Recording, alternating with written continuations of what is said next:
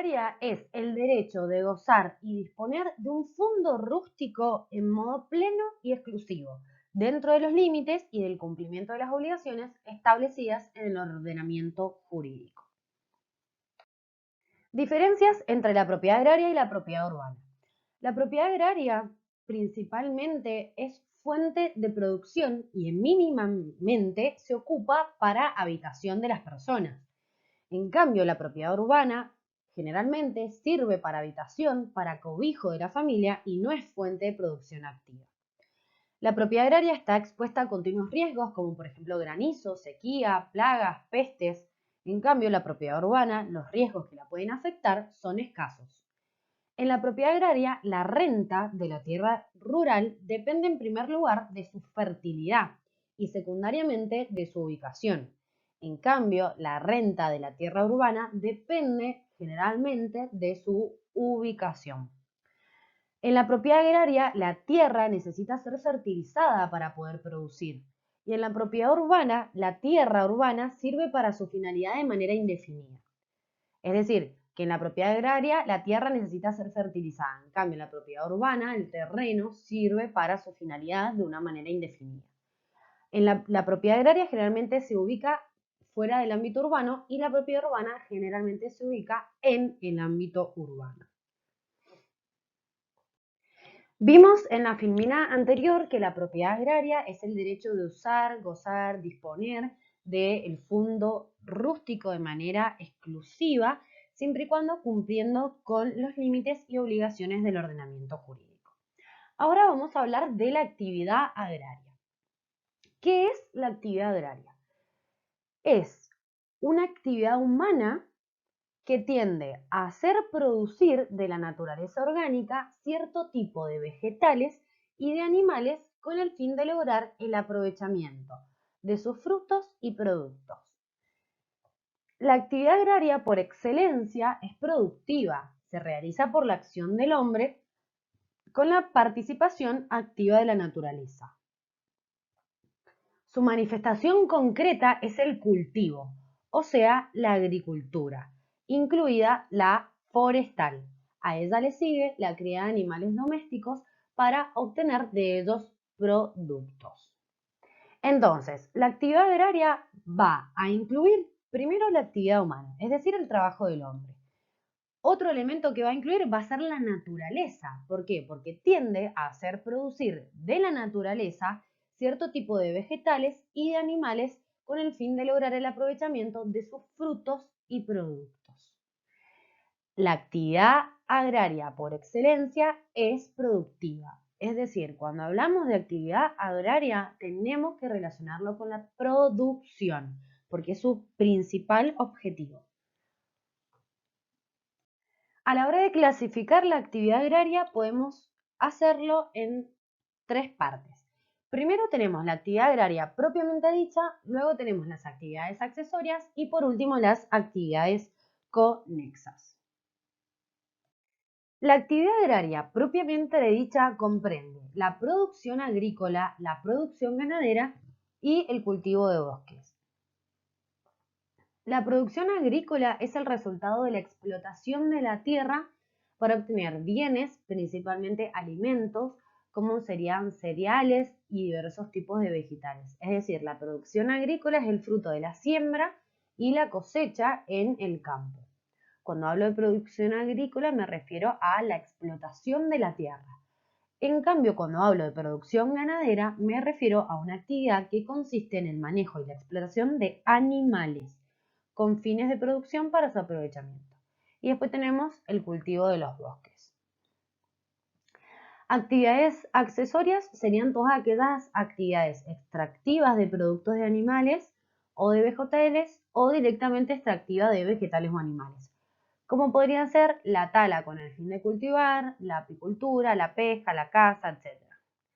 Y las actividades conexas son todas aquellas actividades necesarias para llevar a cabo la actividad agraria y abarca la actividad manufactiva, el transporte, la actividad procesativa y la actividad lucrativa. Cuando hablamos de estructura agraria, tenemos que tener en cuenta primero que la actividad agraria es la que origina la estructura agraria y la pone en acción, porque la estructura agraria en sí es estática.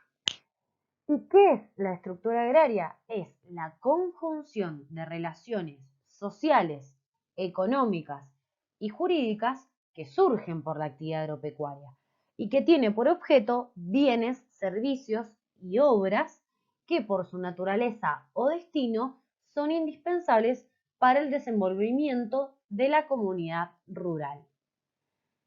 En la actividad, en la estructura agraria se destacan tres elementos. Un elemento natural, que son los recursos naturales renovables, un elemento humano, que son los recursos humanos, y el resultado de la participación funcional de estos dos elementos mencionados. Entonces, gracias al trabajo y a la técnica, se consigue hacer producir la naturaleza. Se vincula un elemento natural, como por ejemplo el suelo, con un elemento humano, que sería por ejemplo el contrato de arrendamiento, destinado a la producción agropecuaria. En Mendoza tenemos una división predial excesiva, es decir, antes en la historia la propiedad podía dividirse sin ningún tipo de limitación. Y esto creó los minifundios antieconómicos. Es decir, son aquellos terrenos que por sus reducidas dimensiones tienen como consecuencia que no sea rentable la actividad productiva. Entonces, vamos a ver que después se introduce un artículo a nuestro Código Civil y Comercial para tratar de regular esta situación. Podemos definir a la unidad económica como aquella superficie mínima que, racionalmente explotada por una familia agraria, que aporta el trabajo y que junto con las condiciones topográficas, climáticas, etc., permiten a esta familia que la explota poder satisfacer sus necesidades y a su vez una evolución favorable de la empresa. Los instrumentos utilizados para corregir el excesivo parcelamiento han sido la reglamentación de la unidad económica y la recomposición territorial. Un minifundio tiene dimensiones tan reducidas que le impiden al agricultor obtener una producción suficiente para ser comercializada u obtener ingresos monetarios suficientes, obligando al autoabastecimiento y a la agricultura de subsistencia. Es decir, que con el minifundio únicamente todo lo que él produzca va a ser para el consumo propio y de su familia y no para producir y vender después de la producción. Como vimos en la introducción, Mendoza se caracterizó por los minifundios. ¿Y esto por qué? Porque antes estaba permitido dividir la propiedad como uno quisiera. Es decir, que la potestad de dividir la propiedad era ilimitada. Pero con la reforma del Código Civil se incorporó el artículo 2326, donde se intenta regular esta situación. Lo que nosotros tenemos que estudiar es el artículo 228 del Código Civil y Comercial, que es el que se aplica actualmente, en especial el segundo párrafo.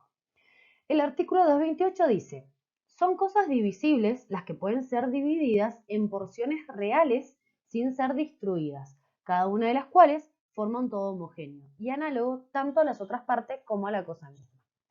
Lo que nos interesa es este párrafo que dice: las cosas no pueden ser divididas si su fraccionamiento convierte en antieconómico su uso y aprovechamiento. En materia de inmuebles, la reglamentación del fraccionamiento parcelario corresponde a las autoridades locales. El artículo habla de fraccionamiento parcelario, no de unidad económica, pero es lo mismo. Y al final dice que debe ser reglamentada por las autoridades locales. Dentro de las provincias, la autoridad local que fija la extensión de la unidad económica es la legislatura. Es decir, que la legislatura debería emitir una ley en virtud de la cual establecer esta unidad económica. Hay muchas provincias que han reglamentado la extensión de la unidad económica, pero Mendoza no lo ha hecho.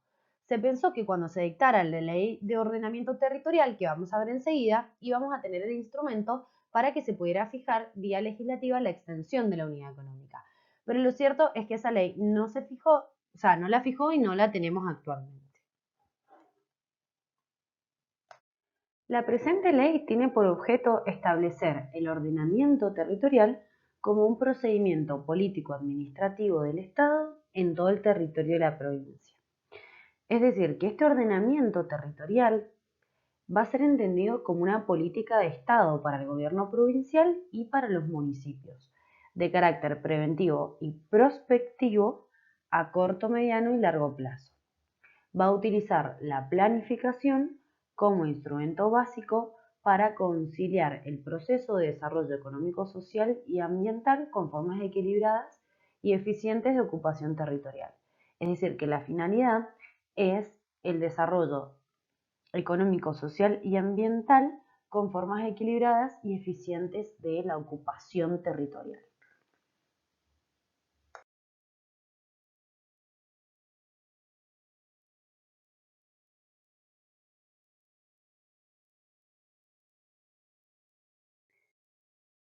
Esta ley establece ciertos principios. Primero tenemos los principios políticos. El primero es el bien común. Se busca garantizar el bien común a todos los habitantes de la provincia. Es decir, todos los habitantes deben acceder al agua, al suelo, al aire y a los demás derechos de subsistencia porque son derechos humanos básicos. Son derechos vitales para el desarrollo humano y el de la población. Otro principio político sería el desarrollo humano, económico y social. Se considera que es una función del Estado provincial la promoción de la persona humana en su desarrollo integral. El Estado debe velar porque la persona humana tenga un desarrollo integral, es decir, tanto de su dimensión individual como persona y también en la dimensión social. Y acá se empieza a incorporar el tema económico, porque para que la promoción social de la persona se desarrolle es importante que tenga posibilidad económica. Otro objetivo es el crecimiento armónico y el poblamiento equilibrado del territorio, es decir, una ocupación territorial eficiente y equilibrada, la atención prioritaria de necesidades básicas insatisfechas, tanto por parte del Estado provincial como de los municipios. Se tienen que priorizar las inversiones que se destinen a satisfacer necesidades insatisfechas de determinadas zonas de la provincia. Y la participación social, en el sentido de que todos los habitantes tienen derecho a la protección de la salud, seguridad, acceso a la información, etc. Respecto a los principios ambientales, el desarrollo sustentable significa que la generación actual mantenga lo que tiene, es decir, agua, tierra, producción, inversión, economía, de tal manera que se pueda gozar en la actualidad de un ambiente sano y equilibrado que no vaya en desmedro de las generaciones futuras. Es decir, el desarrollo sustentable abarca asegurar a las generaciones futuras que el ambiente sea apto para el desarrollo humano y el desarrollo de las actividades productivas. Respecto a la utilización racional de los recursos naturales, la preservación del patrimonio cultural y la protección de la diversidad biológica, acá surgieron distintas leyes como la Ley de Flora y Fauna, la Ley 5.961, la Ley de Áreas Naturales Protegidas, etc. Se citan todas esas leyes fundando este principio ambiental. Respecto a la incorporación de externalidades, hace referencia a que las autoridades de las provincias tienen que incorporar los efectos secundarios de cualquier actividad productiva, que pueden ser positivos o negativos. Por ejemplo, en Mendoza tenemos el sistema de acequias, pero hay veces en que esas acequias son rebalsadas por agua. Esto genera una externalidad negativa, es decir, una consecuencia negativa, porque el agua no puede drenar por las acequias debido, por ejemplo, a que la gente tira botellas en las acequias. Entonces, ¿quién se tendría que ocupar de este tema? Si bien es una cuestión de educación ambiental, tendría que ocuparse la municipalidad. Así como, por ejemplo, cuando viene el viento sonda y se caen las ramas, tiene que venir el municipio a limpiar y a cortar las ramas para seguridad de los habitantes. Entonces, a la hora de tomar decisiones se tiene que tener en cuenta estas externalidades. Respecto al principio de prevención y responsabilidad, tenemos el artículo 41, dice que todos los habitantes que genere daño ambiental tienen que tratar de recomponer las cosas al estado anterior y si no, minimizar el impacto. Es decir, que todos los habitantes tenemos responsabilidad en preservar las condiciones ambientales. El principio precautorio establece que cuando hay posibilidades ciertas, aunque no se tenga la certeza científica de que se va a producir un daño, el Estado no puede utilizar como excusa la falta de certeza para postergar o no adoptar las medidas eficaces en función de la protección del ambiente. El acceso a la información es una obligación del Estado y la defensa de los intereses difusos y colectivos quienes pueden accionar en defensa del interés difuso es el defensor del pueblo. En Mendoza no está creado, aunque está previsto en la Constitución, pero lo realiza el fiscal del Estado. Y las asociaciones, como por ejemplo OICOS en el caso Yancanelo.